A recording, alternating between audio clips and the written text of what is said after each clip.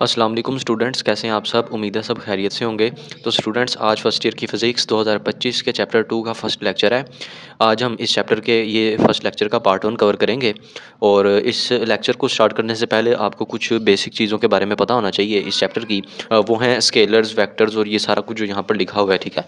ये सारा कुछ वैसे स्मार्ट सिलेबस में तो शामिल नहीं है, लेकिन फिर भी जिस तरह हम अगले टॉपिक्स पढ़ेंगे उनमें ये चीज़ें बार बार इस्तेमाल होंगी, तो इसीलिए हम इनको थोड़ा सा पहले समझ लेते हैं ताकि हमारे एमसीक्यूज़ भी क्लियर हो जाएं और थोड़ा सा हमें कॉन्सेप्ट पता हो, ताकि आगे जो बेसिक कॉन्सेप्ट्स आ रहे हैं उनको समझने के लिए हमें कुछ चीज़ें पता होनी चाहिए।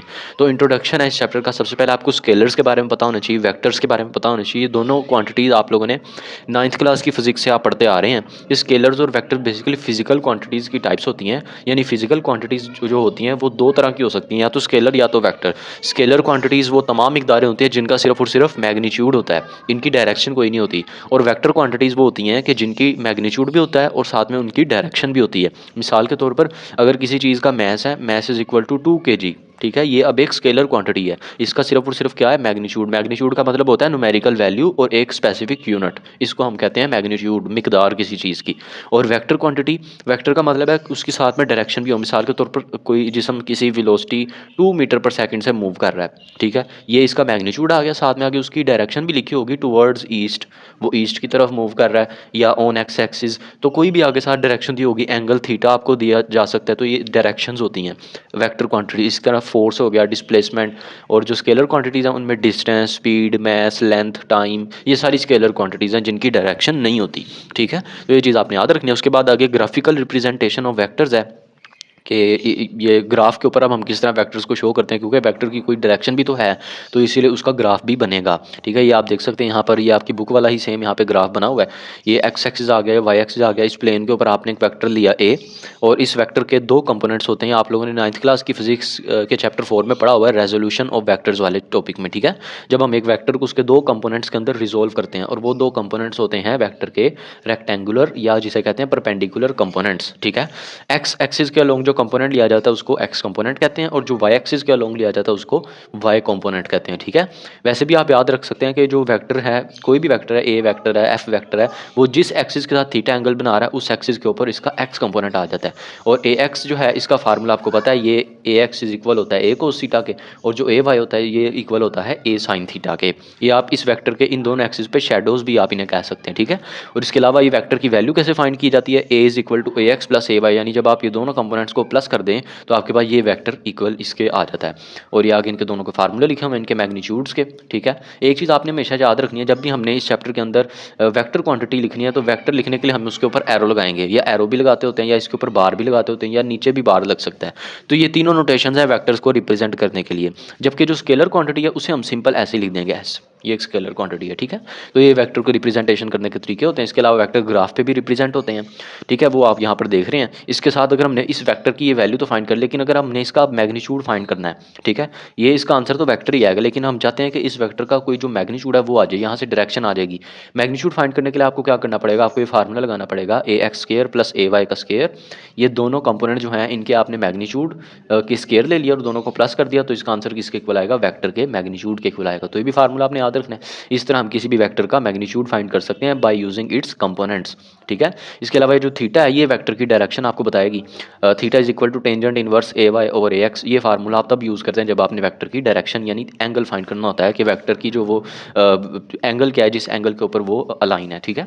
तो ये चीज़ आप याद रख लें। इसके अलावा वेक्टर्स को प्लस करने का तरीका होता है हेड टू टेल रूल, वो भी आपको पता है कि जो आपके पास अगर दो वेक्टर हो A1 और A2, आपने पहले वेक्टर के हेड को दूसरे वेक्टर की टेल से मिलाना है, और जो रिजल्टेंट वेक्टर होगा वो क्या होगा कि पहले वेक्टर की टेल और दूसरे वेक्टर के हेड से मिलेगा। तो ये A इक्वल आ जाएगा यहाँ पर A1 प्लस A2, ये हमने हेड टू टेल का रूल अप्लाई करके वेक्टर को सम कर दिया। इसी तरह वेक्टर की एडिशन के अलावा वेक्टर की मल्टीप्लिकेशन भी हो सकती है। तो यहाँ से आगे आपका बेसिक टॉपिक स्टार्ट हो जाएगा जो कि स्मार्ट सिलेबस में शामिल है, जो कि आपको पेपर में आएंगे। तो वेक्टर की मल्टीप्लिकेशन की दो टाइप्स हो सकती हैं। पहली है डॉट प्रोडक्ट और दूसरी क्रॉस प्रोडक्ट। तो डॉट प्रोडक्ट जैसा कि नाम से जाहिर है कि इसके अंदर डॉट हम इस्तेमाल करेंगे, और क्रॉस प्रोडक्ट इसके अंदर हम क्रॉस का इस्तेमाल करेंगे। दो वेक्टर को जब आप डॉट कर देते हैं हैं, इनको मल्टीप्लाई कर देते हैं तो फिर ये डॉट प्रोडक्ट होता है। अगर दो वेक्टर्स के दरमियान अगर आप क्रॉस लगा दें तो इस मल्टीप्लिकेशन को कहते हैं ये क्रॉस प्रोडक्ट होता है। डॉट प्रोडक्ट को स्केलर प्रोडक्ट भी कहा जाता है और क्रॉस प्रोडक्ट को वेक्टर प्रोडक्ट भी कहा जाता है। तो ये आपको शॉर्ट क्वेश्चन आ सकता है, टाइप्स ऑफ वेक्टर मल्टीप्लिकेशन, ठीक है, ये चीज़ आपने याद रखनी है। तो अब एक्सरसाइज का लॉन्ग क्वेश्चन नंबर 2.1 हम स्टार्ट करेंगे। वेक्टर मल्टीप्लिकेशन की फर्स्ट टाइप जिसे डॉट प्रोडक्ट या स्केलर प्रोडक्ट कहते हैं, ठीक है। इसे स्केलर प्रोडक्ट क्यों कहते हैं उसकी वजह मैं आपको बताता हूँ। तो सबसे पहले आपको एक चीज़ पता होनी चाहिए, मैथ के अंदर जब हम दो क्वांटिटीज़ को मल्टीप्लाई करते हैं, जैसे 2 को और 3 को मल्टीप्लाई करते हैं, एक तो लिखने का तरीका ये होता है, दूसरा तरीका ये होता है कि आप इसे इनके दरमियान डॉट लगा दें, फिर भी इसका मतलब मल्टीप्लाई ही है, या तीसरा तरीका ये होता है कि आप इन्हें ब्रैकेट्स के अंदर लिख के मल्टीप्लाई कर दें। जबकि फिजिक्स के अंदर हम ये दो चीज़ें यूज़ कर रहे हैं वेक्टर के लिए, ये डॉट प्रोडक्ट और क्रॉस प्रोडक्ट। आंसर तीनों का मैथ में सेम ही है, इन सारों का आंसर 6 ही आएगा, लेकिन फिजिक्स के अंदर इनके आंसर डिफरेंट आएंगे। जब आप डॉट प्रोडक्ट करेंगे तो फिर आपका आंसर एक स्केलर क्वांटिटी आएगा, जब आप क्रॉस प्रोडक्ट करेंगे तब आपका आंसर एक वेक्टर क्वांटिटी आएगा। इसीलिए हम डॉट प्रोडक्ट को स्केलर प्रोडक्ट कहते हैं, क्योंकि जब हम दो वेक्टर्स ए और बी इन दोनों का डॉट प्रोडक्ट कर दें तो हमारे पास जो आंसर आता है वो एक स्केलर क्वांटिटी होती है, ठीक है। और क्रॉस प्रोडक्ट करेंगे तो आंसर क्या आएगा, वेक्टर क्वांटिटी आएगी। तो if the product of two vectors results in a scalar quantity it is called dot product. तो सिंपल डेफिनेशन है, और इसको क्या कहा जाता है, स्केलर प्रोडक्ट भी कहा जाता है। इसके अलावा आगे इसका फार्मूला लिखा हुआ है, A dot B is equal to A B cos theta. ये फार्मूला आपने याद रखना है। अब ये फार्मूला कैसे बना इसको मैं आगे चल के एक्सप्लेन कर देता हूँ। यहाँ पे जो थीटा एंगल है ये क्या है, ये ए और बी वेक्टर्स के दरमियान आपको एंगल बता रहा है, यानी इसकी डायरेक्शन आपको बता रहा है, ये आप देख सकते हैं यहाँ पर, ठीक है। आपके पास कोई दो वेक्टर्स हैं ए और बी, इनकी फिजिकल इंटरप्रिटेशन अब हम देखते हैं। तो फिजिकल इंटरप्रिटेशन को समझने के लिए या डॉट प्रोडक्ट का फार्मूला हम किस तरह फाइंड करेंगे उसके लिए मैं आपको ये बेसिक तरीके से समझा देता हूँ। तो ये आपके पास एक्स और वाई एक्सिस हैं और आपके पास दो वेक्टर्स हैं, ठीक है, ए और बी वेक्टर। इन दोनों का आपने डॉट प्रोडक्ट फाइंड करना है। तो सबसे पहले आपने इनको कॉमन ओरिजिन पर लेकर आना है, जिस तरह यानी इन दोनों का ओरिजिन सेम हो जाए, ओ ओरिजिन, ठीक है। एक्स एक्सिस वाई एक्सिस पे सिंपली आपने इन्हें बना लेना है। तो ये बी वेक्टर आ गया, ए वेक्टर आ गया, इन दोनों के दरमियान एंगल थीटा है, ठीक है, ये एंगल होना लाजमी है। इसके बाद आगे ए और बी वेक्टर आ गए। अब आपने इनका डॉट प्रोडक्ट फाइंड करना है। तो उसका फार्मूला आपने जेहन में हमेशा रखना है कि डॉट प्रोडक्ट इक्वल होता है पहले वेक्टर का मैग्नीट्यूड, ये पहला वेक्टर ए है, इसका मैग्नीट्यूड ए ऐसे ही आ गया। उसके बाद आगे ब्रैकेट लगाएंगे, ब्रैकेट में क्या लिखेंगे, प्रोजेक्शन ऑफ बी ऑन ए, ठीक है, यानी ये जो दूसरा वेक्टर है इसकी प्रोजेक्शन पहले के ऊपर। प्रोजेक्शन का मतलब होता है शैडो। शैडो का मतलब क्या कि अगर ये जो वेक्टर बी है ना, अगर इसके ऊपर यहाँ पे कोई बल्ब चला दिया जाए तो वो लाइट इसके ऊपर इस तरह फॉल करेगी, और वो लाइट जिस तरह इस वेक्टर पे फॉल करेगी तो उसका शैडो यहाँ इस एक्सिस के ऊपर बनेगा, ठीक है, बी का। तो शैडो का मतलब प्रोजेक्शन होता है। तो इसी तरह आपने बी की प्रोजेक्शन यहाँ पे देखनी है कि कौन सी होगी, वो बी एक्स होगी, यानी बी के दो कंपोनेंट्स हैं बी वाई और बी एक्स। जो बी एक्स कंपोनेंट है वो बेसिकली बी की प्रोजेक्शन है ए के ऊपर। तो ये यहाँ पर आपने यूज़ करनी है प्रोजेक्शन ऑफ बी ऑन ए। तो प्रोजेक्शन ऑफ बी ऑन ए क्या, बी एक्स, और बी एक्स का हमें पता है वो बी कोस थीटा होता है, बी वाई तो बी साइन थीटा होता है ना। तो इसलिए यहाँ पर आपने यूज़ कर लिया, आगे आपने मल्टीप्लाई करना, आपका आंसर आ जाएगा A B cos theta. Same यही चीज़ यहाँ पर भी हम यूज़ करेंगे। तो कोई दो वेक्टर्स हैं ए और बी, तो आपने अगर इनका डॉट प्रोडक्ट फाइंड करना है तो आपको इनको सेम ओरिजिन पर लाना पड़ेगा, कॉमन ओरिजिन पर लाना पड़ेगा, जैसे हम इसे ओ ओरिजिन पर लेके आए हैं, ठीक है। तो ये ए वेक्टर आ गया आपके पास, और इसी तरह ये बी वेक्टर आ गए, दोनों सेम ओरिजिन पर आ गए। तो ये आपके पास इस तरह डायग्राम बनेगी ए और बी की, इनके दरमियान एंगल क्या है, थीटा, जो यहाँ पे शो कर रहा है आपको। इसके अलावा अब आपने आगे इसका डॉट प्रोडक्ट कैसे फाइंड करना है उसके लिए आपने फार्मूला याद रखना है, A dot B is equal to ए।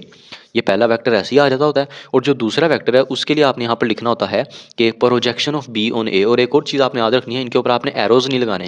क्यों, क्योंकि डॉट प्रोडक्ट का आंसर में स्केलर आना चाहिए यहाँ पर। तो इसीलिए अगर हम इसके ऊपर एरो लगा दें वो तो फिर वेक्टर बन जाएगा ना। तो इसीलिए आप यहाँ पर सिंपल इस तरह स्केलर क्वांटिटीज़ का ही इस्तेमाल करना है, यहाँ पर एरोज आएंगे, ठीक है, क्योंकि हम दो वेक्टर्स का डॉट प्रोडक्ट कर रहे हैं। तो ए पहला वेक्टर ऐसे ही आ गया, पहले वेक्टर का मैग्नीट्यूड, ठीक है, फिर उसके बाद आगे ब्रैकेट, और जो दूसरा वेक्टर है उसके बारे में आपने क्या लिखना है, आपने उसकी प्रोजेक्शन लिखनी है पहले वेक्टर के ऊपर, ठीक है, या जिसे आप शैडो भी कहते हैं। तो प्रोजेक्शन ऑफ बी ऑन ए, तो ए के ऊपर जो बी की प्रोजेक्शन होगी वो आपने यहाँ पर यूज़ कर लेनी है। तो ये डॉट प्रोडक्ट का बेसिक फार्मूला होता है। आप इसे मजीद सॉल्व करेंगे, यहाँ हम वो वाला कंपोनेंट यूज़ करेंगे जो कि ए वेक्टर की डायरेक्शन के अलोंग है, ठीक है। तो magnitude of component of B in direction of A, तो ये चीज़ यहाँ पर लिखी हुई है, और ये प्रोजेक्शन इसके इक्वल होती है, ठीक है। तो यहाँ पर आपने बी कोस थीटा पुट कर दिया, तो ए यहाँ पर ऐसे ही आ गया, यहाँ पे बी कोस थीटा आ गया, आप इसे मल्टीप्लाई कर लेंगे तो आपका आंसर आ जाएगा ए बी कोस थीटा। तो इस तरह जो होता है ए डॉट बी इक्वल आ जाता है ए बी कोस थीटा के। इसी तरह सिमिलरली आप बी डॉट ए भी फाइंड कर सकते हैं। बी डॉट ए फाइंड करने के लिए क्या करना पड़ेगा, आपको पहले वेक्टर का मैग्नीट्यूड ऐसे लिखना पड़ेगा, फिर आगे ब्रैकेट, ब्रैकेट में क्या आएगा, projection of A on B, ठीक है। अब आपने ए वेक्टर की प्रोजेक्शन फाइंड करनी है बी के ऊपर। तो ए वेक्टर की भी अगेन वही प्रोजेक्शन आएगी जो ऊपर आई है, यहाँ पर ए कोस थीटा आ जाएगा। तो सिंपल आप इसे इस तरह सोल्व कर सकते हैं, बन जाएगा बी ए कोस थीटा। तो इस तरह आप लोग ये डॉट प्रोडक्ट का इजीली इस फार्मूले को जहन में रख सकते हैं और इसकी फिजिकल इंटरप्रिटेशन को समझ सकते हैं प्रोजेक्शन की मदद से, ठीक है। आप इसे मल्टीप्लाई कर लेंगे तो आपका आंसर आ जाएगा ए बी कोस थीटा। तो इस तरह जो होता है ए डॉट बी इक्वल आ जाता है ए बी कोस थीटा के। इसी तरह सिमिलरली आप बी डॉट ए भी फाइंड कर सकते हैं। बी डॉट ए फाइंड करने के लिए क्या करना पड़ेगा, आपको पहले वेक्टर का मैग्नीट्यूड ऐसे लिखना पड़ेगा, फिर आगे ब्रैकेट, ब्रैकेट में क्या आएगा, projection of A on B. ठीक है, अब आपने ए वेक्टर की प्रोजेक्शन फाइंड करनी है बी के ऊपर, तो ए वेक्टर की भी अगेन वही प्रोजेक्शन आएगी जो ऊपर आई है, यहाँ पर ए कोस थीटा आ जाएगा। तो सिंपल आप इसे इस तरह सोल्व कर सकते हैं, बन जाएगा बी ए कोस थीटा। आगे एक एग्जांपल लिखी हुई है, डॉट प्रोडक्ट की के कंसीडर दी वर्क डन। ये आपने वर्क डन वाला टॉपिक 9th क्लास की फिजिक्स में पढ़ा था। तो वर्क डन क्या होता है, ये आप लोगों ने पढ़ा था कि अगर कोई ब्लॉक हो जिसका मैस m है और इसके ऊपर फोर्स F अप्लाई की जाए, और फोर्स F अप्लाई करने की वजह से ये जो ब्लॉक है ये आगे कोई डिस्टेंस d कवर कर लेता है, तो इसका मतलब है इस ब्लॉक ने वर्क डन किया, जिसका फार्मूला था W is equal to F D या F मल्टीप्लाई डी। सिंपल ये आप लोगों ने फार्मूला पढ़ा हुआ है। ठीक है, अब यहाँ पर यही चीज़ हमने यूज़ करनी है, लेकिन अब हमने देखना है कि फोर्स जो है वो इस तरह नहीं बल्कि किसी एंगल के ऊपर अगर इस ब्लॉक के ऊपर लगे, ठीक है, इस किसी एंगल के ऊपर, एंगल क्या है थीटा, थीटा एंगल के ऊपर इस ब्लॉक के ऊपर फोर्स अप्लाई हो रही है। अब एंगल थीटा आ गया तो इसके लिए यहाँ पर हम वर्क डन किस तरह फाइंड करेंगे, यानी यहाँ पर थीटा एंगल आने की वजह से फोर्स को हम इसके कंपोनेंट्स के अंदर रिजोल्व कर देंगे। ठीक है, फोर्स जो है इसके दो कंपोनेंट्स बनेंगे, ये एफ आ गई, ये इसका एंगल थीटा आ गया। जाहिर सी बात है जिस एक्सिस के साथ इसका एंगल थीटा है वो आपका एक्स एक्सिस या एफ एक्स कंपोनेंट वहाँ पर होगा, और जिस जो दूसरा है एक्सिस वाई एक्सिस उसके ऊपर आपका वाई कंपोनेंट एफ वाई होगा, ये वाई एक्सिस या एक्स एक्सिस। एफ एक्स का फार्मूला एफ कोस थीटा और एफ वाई का फार्मूला एफ साइन थीटा। तो वर्क डन बेसिकली इक्वल होता है फोर्स मल्टीप्लाई डिस्टेंस के, और वर्क एक स्केलर क्वांटिटी है, तो उसके लिए आपने यही फार्मूला यूज़ किया डॉट प्रोडक्ट का जो पहले हमने पढ़ा है। कि यहाँ पर हम क्या लिखेंगे कि सबसे पहले जो फोर्स है इसका हम क्या करेंगे, यहाँ कंपोनेंट यूज़ करेंगे। कौन सा component, in the direction of motion, यानी जिस डायरेक्शन में ब्लॉक मूव कर रहा है, ब्लॉक आगे की तरफ जा रहा है ना, तो इस तरह आगे की तरफ ब्लॉक जा रहा है, ऊपर की तरफ नहीं जा रहा। अगर ऊपर की तरफ जा रहा होता फिर हम ये एफ वाई कंपोनेंट यूज़ करते। अब ब्लॉक की मोशन की डायरेक्शन क्या है, इस तरह एक्स एक्सिस के लॉन्ग है, हॉरिजॉन्टल डायरेक्शन है, तो इसलिए हम यहाँ पर एफ एक्स यूज़ कर लेंगे, यानी एफ कोस थीटा यूज़ कर लेंगे। ठीक है, क्योंकि F X F cos theta के इक्वल होता है ना, और F Y F sine theta के इक्वल होता है, ये तो हमें पता है।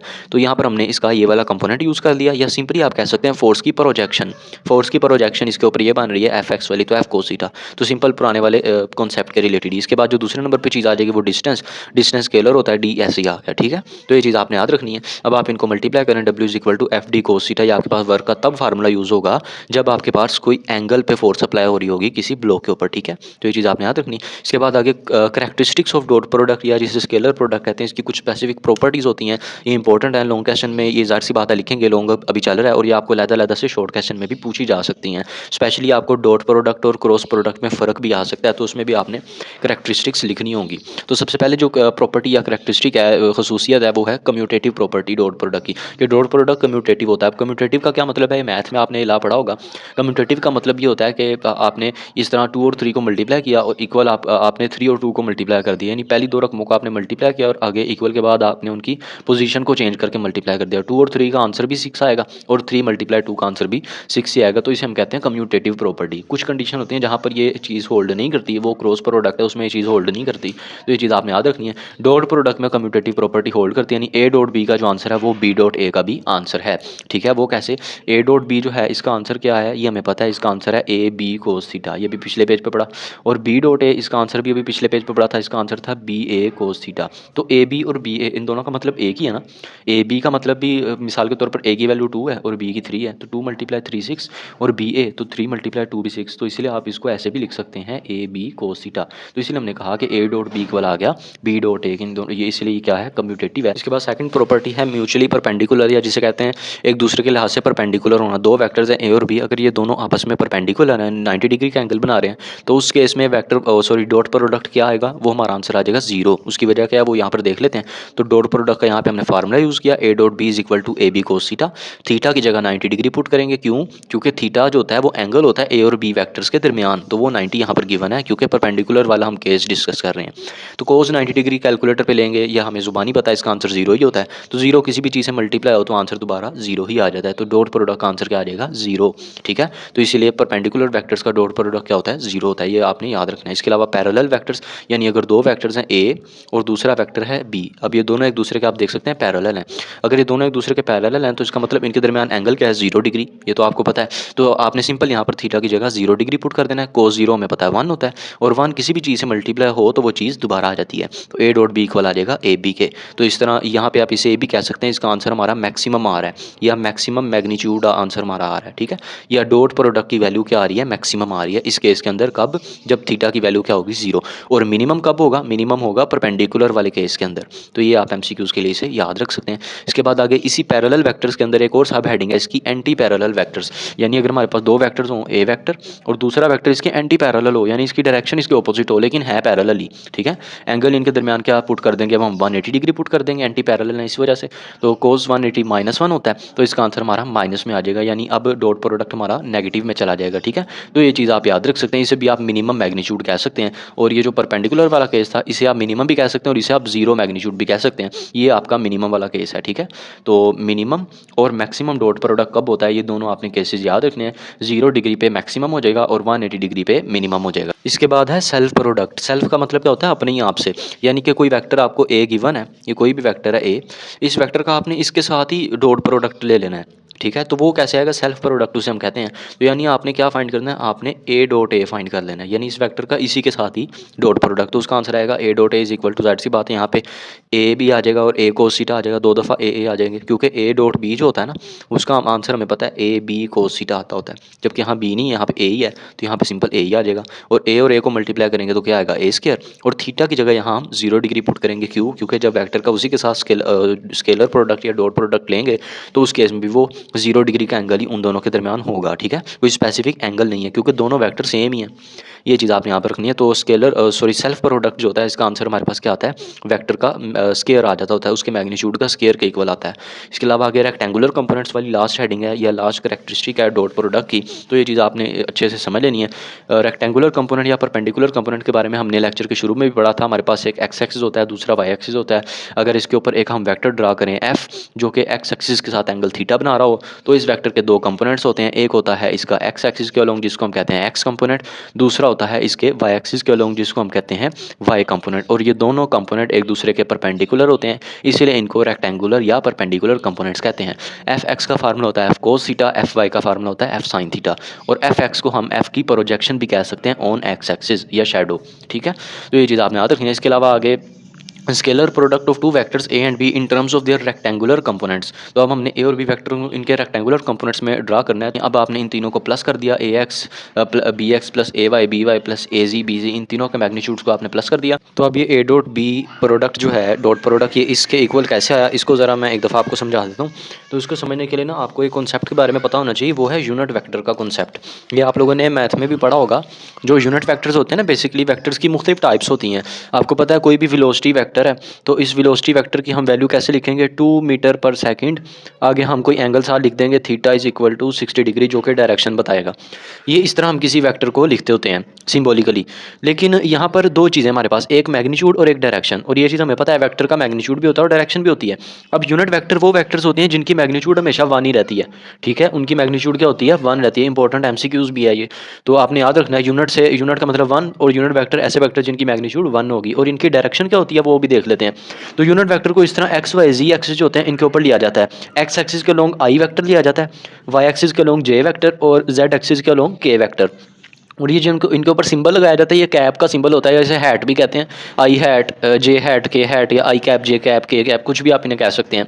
अब आपने किसी भी चीज़ का यूनिट वेक्टर अगर फाइंड करना है तो वो यूनिट वेक्टर का फार्मूला होता है एक स्पेसिफिक, वो होता है A cap is equal to A vector divided by A. यानी आपने अगर किसी वेक्टर, आपके पास कोई वेक्टर गिवन है ए, आप कह रहे हैं कि हमने इसका यूनिट वेक्टर मालूम करना है, तो आप क्या करेंगे, आप इसी वेक्टर को इसके मैग्नीट्यूड से डिवाइड कर देंगे, तो आपके पास जो आंसर आएगा वो बेसिकली इसका यूनिट वेक्टर होगा। तो ये यूनिट वेक्टर फाइंड करने का फार्मूला भी होता है मैथ में, ठीक है। इसके अलावा ये आई जे के बारे में आपने ये जो आई जे के हैं तीनों ये यूनिट वेक्टर्स हैं, ठीक है। इनकी मैग्नीट्यूड 1 होती है और ये तीनों एक दूसरे के परपेंडिकुलर होते हैं। क्यों, क्योंकि आई एक्स एक्सिस पर है, वाई एक्सिस पे जे है, और जेड एक्सिस पे के है, और एक्स वाई जी एक्सिस, ये तीनों तो आपस में परपेंडिकुलर ही हैं।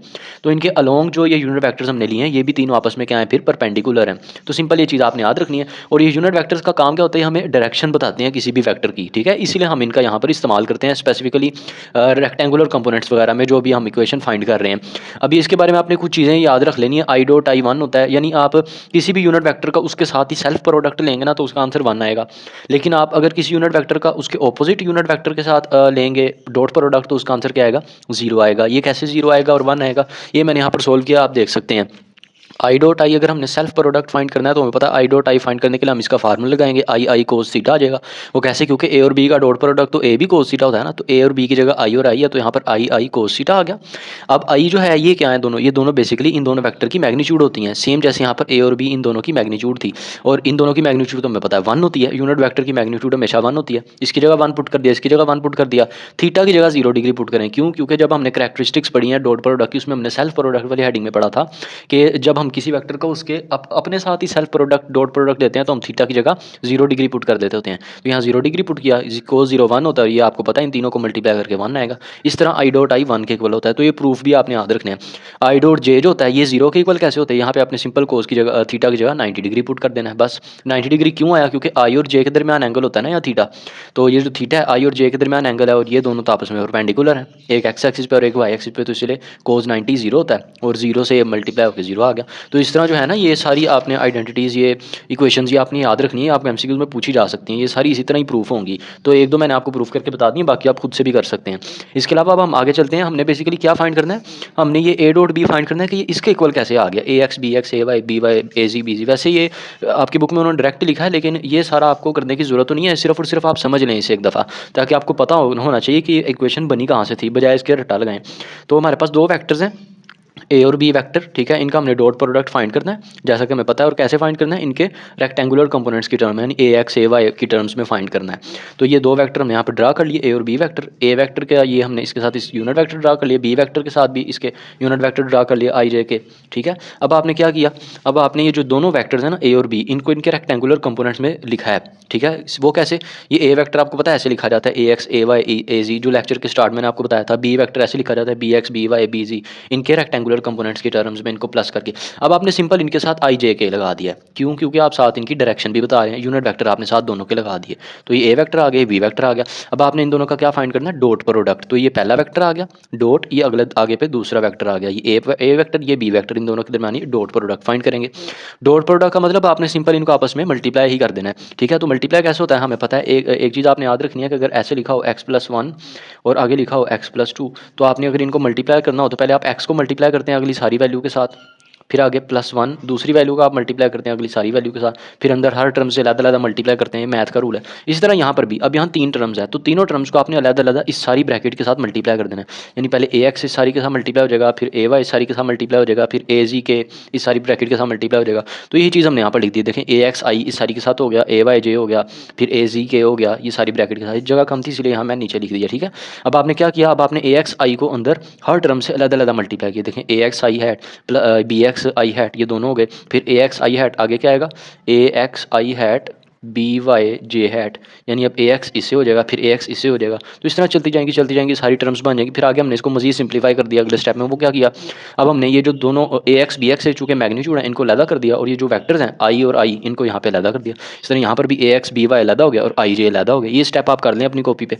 इस तरह ये सारे हमारे पास जो बने ये सारे यहाँ पर हमने लिख लिए। अब हमें पता है आई डॉट आई, जब हम इनका सेल्फ प्रोडक्ट लेते हैं यूनिट वैक्टर का, तो हमारा आंसर क्या आता है 1। और जब हम ऑपोजिट यानी दोनों ऑपोजिट वैक्टर्स हों, आई और जे या आई के हों या के जे हों, तो फिर क्या आता है 0 आता है। तो ये टर्म भी हमारी क्या हो जाएगी 0 हो जाएगी, और ये टर्म भी 0 हो जाएगी, क्योंकि इसमें दो डिफरेंट यूनिट वेक्टर आ रहे हैं, इसमें भी डिफरेंट आ रहे हैं, भी 0 हो जाएगी। ये सेम है, ये 0 नहीं होगी, ये भी डिफरेंट है, ये भी 0 होगी। जे और के डिफरेंट है ना, और यहाँ पर भी के और आई दो डिफरेंट यूनिट वेक्टर आ गए, 0 हो गई। यहाँ पे भी डिफरेंट है, भी 0 हो गई। ये सेम है के और के, यहाँ पे 0 नहीं 1 हो जाएगी। तो ये चीज़ यहाँ पर हमने पुट कर दी है, ठीक है। जो 0 थे उनकी जगह 0 0 0 लिख दिया, जो 1 थे उनकी जगह 1 1 लिख दिया। अब ये किसी भी रकम से 1 मल्टीप्लाई ओवर रकम दोबारा आ जाती है, ए एक्स बी एक्स, यहाँ पे ए वाई बी वाई, यहाँ पे ए जी बी जी। तो इस तरह हमारी ये इक्वेशन बनी।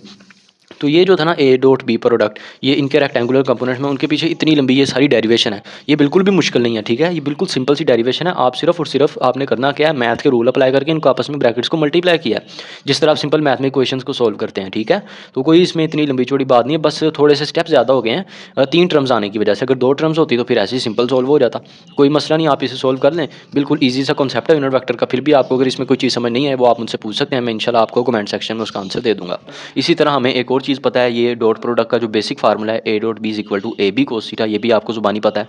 तो ये दोनों इक्वेशन आपकी बन गई, इक्वेशन 1 एंड 2। अब आप इन दोनों इक्वेशन को कंपेयर करें तो इन दोनों की लेफ्ट हैंड साइड क्या है, सेम है। तो इसलिए आपने इन दोनों को कंपेयर करने के बाद देखा ए x B x plus A Y B Y plus A G B जी किसके को आ गया, ए बी कोस थीटा के। यहाँ से अगर आपने कोस थीटा फाइंड करना हो तो ए बी नीचे जाके क्या हो जाएगा, डिवाइड हो जाएगा। और ये जो ऊपर सारा कुछ लिखा हुआ है इसको आप ए डॉट बी भी कह सकते हैं, क्यों, क्योंकि इक्वेशन 1 की मदद से। तो ये भी फार्मूला आप जहन में रख सकते हैं, ठीक है। तो ये प्रोजेक्शन के फार्मूले आपने याद रखने हैं। ये रेक्टेंगुलर कंपोनेंट्स वाली हेडिंग थी यहाँ तक। बाकी ये लेक्चर का पार्ट 1 जिसके अंदर हमने डॉट प्रोडक्ट को अच्छे तरीके से समझ लिया।